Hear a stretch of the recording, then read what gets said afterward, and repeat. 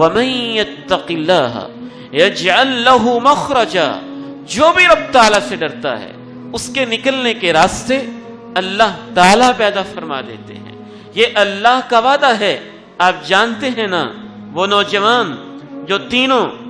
ایک راستے میں چلتے ہوئے غار کے اندر پناہ گزین ہوئے تھے،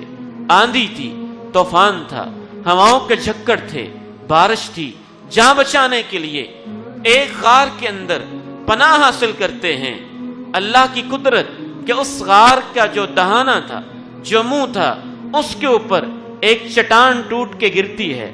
بند ہو جاتا ہے، اندر پھنس جاتے ہیں، جان بلب ہو جاتی ہے، جان کے لالے پڑتے ہیں، مشکل کے اندر پھنسے ہوئے کہتے ہیں اللہ کو اب کسی نیکی کا حوالہ دو۔ تو ان میں سے ایک نے کہا تھا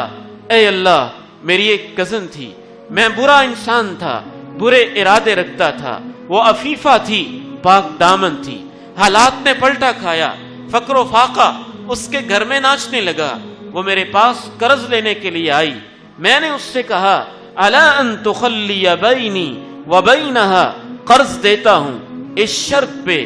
میرے اور اس کے درمیان خلوت کے، تنہائی کے لمحے ہونے چاہیے۔ یہاں بھی لفظ خلوت ہے، خلوت کے لمحے ہونے چاہیے، تنہائی کے لمحے ہونا چاہیے۔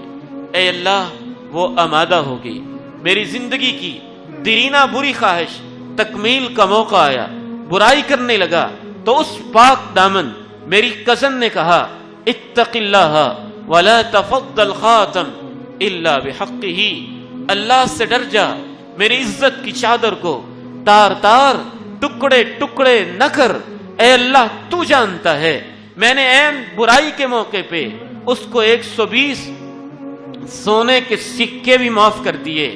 اور اس کی عزت کو بھی محفوظ طریقے سے اس کو جانے کی اجازت بھی دے دی،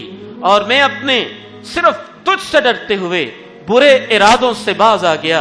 اے اللہ، اگر یہ میری نیکی قبول ہے تو آج ہماری اس مشکل کو دور کر دے۔ ادھر سے وہ یہ دعا کے الفاظ ختم کرتا ہے، اور اللہ غار کے منہ پہ آئے ہوئے پتھر کو بھی پیچھے ہٹا دیتا ہے۔